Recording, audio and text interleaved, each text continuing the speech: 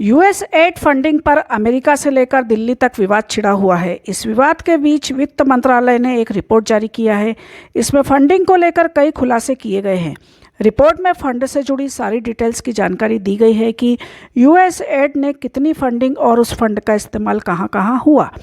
Finance ministry की report में बताया गया है कि यूएस एड ने वित्त वर्ष 2023-24 में भारत में 7 प्रोजेक्ट्स के लिए $750 मिलियन यानी करीब 65 अरब की फंडिंग की। इस दौरान वोटिंग प्रतिशत बढ़ाने के लिए कोई फंडिंग नहीं की गई। वित्त मंत्रालय की रिपोर्ट के अनुसार यूएस एड की फंडिंग कृषि और खाद्य सुरक्षा, जल स्वच्छता और साफ सफाई, नवीनीकरण ऊर्जा, डिजास्टर मैनेजमेंट और हेल्थ से संबंधित प्रोजेक्ट के लिए की थी। रिपोर्ट में यह भी कहा गया है कि यूएस एड ने वन एंड जलवायु अनुकूल कार्यक्रम और ऊर्जा दक्षता प्रौद्योगिकी व्यवसायीकरण और नवाचार परियोजना के लिए भी फंडिंग करने का वादा किया है।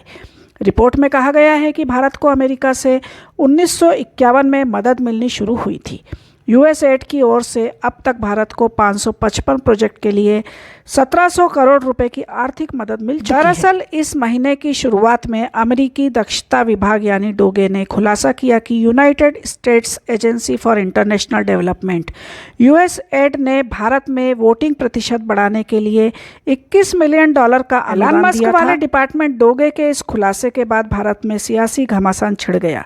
इसके बाद अमेरिकी राष्ट्रपति डोनाल्ड ट्रंप भी एक के बाद एक बयान देने लगे।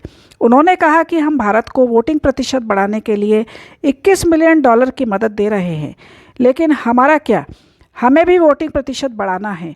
उन्होंने ये भी कहा कि भारत को फंड की कोई दरकार नहीं है, उसके पास बहुत ज़्यादा पैसा है, ऐसे में हम भारत को चुनाव में मदद के लिए $21 मिलियन की मदद क्यों दें। यूएसएआईडी फंडिंग विवाद पर भारतीय विदेश मंत्री एस जयशंकर ने चिंता जताई है। उन्होंने कहा कि अमेरिका की ओर से दी गई सूचना चिंताजनक है।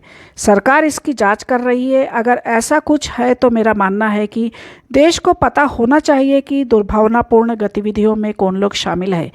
गुरुवार को मियामी में एक कार्यक्रम के दौरान ट्रंप ने भारत में वोटिंग प्रतिशत बढ़ाने के लिए यूएसएआईडी की $21 मिलियन की फंडिंग पर सवाल उठाया था।